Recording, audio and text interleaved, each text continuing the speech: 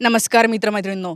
तुम्हाला हे माहीत झालंय की नाही की भारतामध्ये एक नवीन पक्ष स्थापन झालेला आहे आणि सगळ्यात जास्त वेगाने वाढणारा हा पक्ष आहे कॉकरोच जनता पार्टी.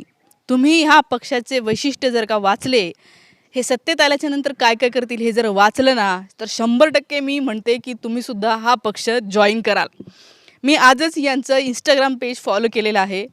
सांगायची गोष्ट म्हणजे कालच यांच्या पेजवर फक्त 10 लाख लोक होते. सुरुवात केली तेव्हा तर काय 100-200 असतील, 400-500 नंतर असे झपाट्याने वाढले की 2 तासात 1 मिलियन झाले.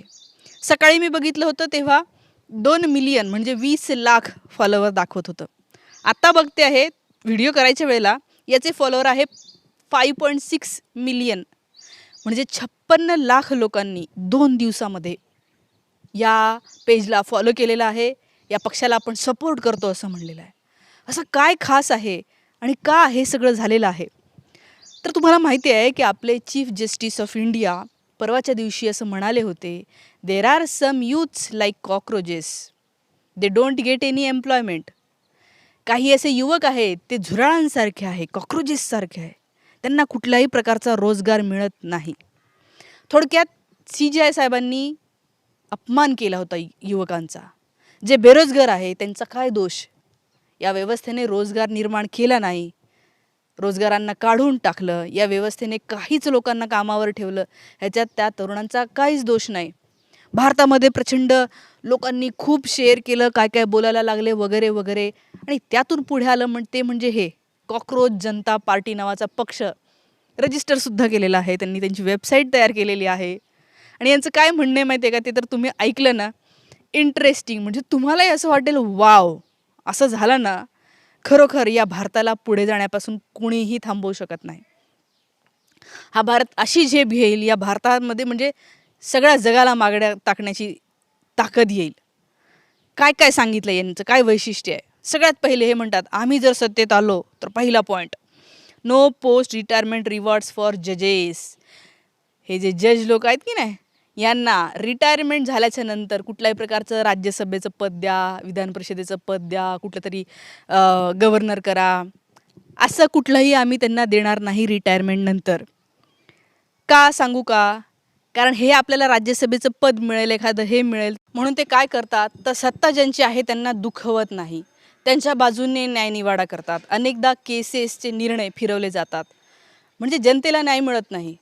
कारण की या जजेसला असं वाटतं की जर आपण असं निर्णय दिला आणि कोणी जर दुखावलं तर मग आपल्याला नंतर पद मिळणार नाही. सगळ्यात पहिला मुद्दा मला खूप आवडला. दुसरा मुद्दा बघा, प्रोटेक्ट एव्हरी लीगल वोट. प्रत्येक मत आम्ही प्रोटेक्ट करणार. ते म्हणाले की समजा असं आढळलं की एकाही व्यक्तीचं नाव मतदार यादीतून निघून गेलेलं आहे, समजा एकाही व्यक्तीचं, तरी आम्ही chief justice of election commission जे आहे, election commissioner, chief election commissioner, यांना आम्ही UAPA लावू आणि त्यांना त्वरित अटक करू. बघा भारतामध्ये किती मोठ्या प्रमाणावर वोट डिलिशन चाललेलं आहे. बिहारमध्ये 60 लाख मतं काढली, त्या पश्चिम बंगालमध्ये त्याच्यापेक्षा जास्त मतं काढली. महाराष्ट्रातही विधानसभेच्या वेळेला माझ्या कितीतरी ओळखीतल्या लोकांनी सांगितलं की मतदार यादीत नावच नाही आहे. आधी होतं, आता नाही आहे. लोकसभेला होतं, विधानसभेला नाही आहे. हे घोळ जर झाले तर डायरेक्ट निवडणूक आयोगाचा प्रमुख जो आहे त्यांना आम्ही UAPA करून आत टाकू. कारण ते म्हणाले प्रत्येक वोट महत्त्वाचा आहे. येस, डेमोक्रेसीमध्ये मतालाच किंमत आहे ना. तिसरं ते म्हणाले 50% रिझर्वेशन फॉर वुमन, सगळ्यात भारी, एक नंबर. महिलांची लोकसंख्या या देशामध्ये 50% आहे, 50% पुरुष आहे. मग अहो कोणत्याही क्षेत्रामध्ये 50% महिला आणि 50% पुरुष दिसायला नको का? त्यामुळे संसदेमध्ये सुद्धा 50% महिला दिसल्याच पाहिजे. आणि बरं, संख्या वाढवायची नाही, जसं आता यांनी सांगितलं होतं, आम्ही खासदारांची संख्या नाही वाढवणार आहे, त्याच संख्येत 50% आरक्षण देणार.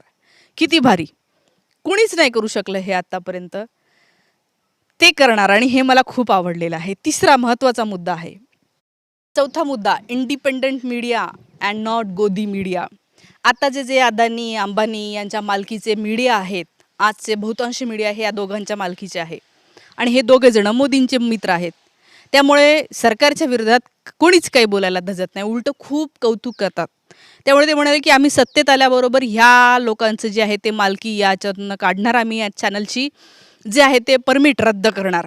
गोदी मीडियाचं एक नंबर काम. त्याने जनतेला निदान खरं काय आहे हे तरी कळेल. आणि सगळ्यात शेवटचा मुद्दा, डिफेक्शन नावाची गोष्ट. पक्षांतर. महाराष्ट्रामध्ये जसं शिवसेना फुटली, एकनाथ शिंदे घेऊन गेला. ते राष्ट्रवादी काँग्रेस फुटली, अजित पवार आणि त्यांचा जो काय गट होता तो सगळा, प्रफुल्ल पटेल वगैरे हे सगळे लोक घेऊन गेले. किंवा आता अजूनच वेगवेगळे पक्ष, आपमधून राघव चड्डा भाजपमध्ये गेला. हे अशा प्रकारे जर कोणीही निवडणूक लढताना एका पक्षात असेल आणि निवडणूक झाल्याच्या नंतर ते दुसऱ्या पक्षात समजा गेले, म्हणजे लढताना तर एका चिन्हावर मी लढलो आणि नंतर जिंकल्याच्या नंतर मग मी दुसऱ्याच पक्षात जर जात असेल, याचा अर्थ मतदारांसोबत किती मोठा मतदारांचा किती मोठा विश्वासघात आहे, नाही का. मतदारांनी तुम्हाला एका चिन्हामुळे, एका पक्षामुळे मत दिलेलं असतं, तुम्ही दुसरीकडेच जाता. तर असं करणाऱ्या व्यक्तीवर पुढचे 10 वर्ष इलेक्शन लढायलाच बंदी आणू, ह्याची तर आत्ता गरज आहे. आणि त्यामुळे झपाट्याने जेनझी, पूर्ण जेनझी, ह्या जो राघव चड्डाच्या मागे लागला होता ना, सगळा जेनझी यांच्या मागे लागला. मी तर म्हणते रेकॉर्ड ब्रेक यांचे फॉलोअर वाढत आहे. इंस्टाग्रामला शोधा, तुम्ही सगळीकडे शोधा, ट्विटरवर असाल तर तिथेसुद्धा शोधा. आणि जर तुम्हाला हे सगळं आवडलं असेल, ते काय म्हणतात की कंडिशन आहे, तुम्ही लेझी असला पाहिजे, किंवा तुम्ही बेरोजगार असला पाहिजे, किंवा मग तुम्हाला या सगळ्या गोष्टींबद्दल आत्ता जे काही चाललं आहे 12 वर्षात राग असला पाहिजे, तर तुम्ही हा पक्ष जॉईन करू शकता. आणि ते म्हणाले हां, तुम्ही हा पक्ष जॉईन करू नका जर तुम्हाला वाटत असेल की आता जे काही चाललं आहे छान चाललेलं आहे, नका करू जॉईन. त्यांचा काहीच आग्रह नाही, या कसे असा या आम्ही घेतो, नाही. Clear cut. ही जी बाउंड्री आहे हे मला खूप आवडलं, की नाही आले तरी चालेल, पण आमच्या ह्या कंडिशन्स आहेत. आणि एकच नंबर, मी तर म्हणते तरुणांनी, जेनझीनी ठरवलं ना, या देशाला खरोखर चांगले दिवस यायला कोणीच थांबवू शकत नाही. आज जगात जे पुढे गेलेले देश आहेत ना, भ्रष्टाचार शून्य झाल्यामुळे पुढे गेलेले आहेत. हे अशा प्रकारे कडक नियम असल्यामुळे, कुणी इकडे तिकडे जात नसल्यामुळे, पक्षपूड भसाभस काहीही राजकारणी घाणेरडं बोलत नसल्यामुळे, मीडिया विकलेला नसल्यामुळे ते देश पुढे गेलेला आहे. जपानसारखा देश, नॉर्वे, स्वीडन, डेन्मार्क, हे सगळे देश बघा तुम्ही. या देशांचं वैशिष्ट्य आहे. आणि म्हणून ही जनता पार्टी, कॉकरोच जनता पार्टी, म्हणले का CJ आणि कॉकरोच, झुरळ, ठीक आहे, झुरळ तर झुरळ, आता आम्ही दाखवून देऊ काय असतो झुरळ. आणि मी तर म्हणते ह्याच द्वेषाने आजची तरुण पिढी ही या सगळ्या यांच्या मागे लागलेली आहे. एकदा तुम्ही जाऊन बघा, त्यांचा मॅनिफेस्टो बघा, आणि जर तुम्हालाही वाटत असेल की हां हे मला आवडलेलं आहे, तर फॉलो करा. अर्थात त्यांना हॅक बी करण्याचे प्रयत्न होत आहेत, त्यांचं अकाउंट डिलीट होण्याचे प्रयत्न चाललेले आहेत. सगळे प्रयत्न हे जे काय आता करतात ते करून पाहत आहेत.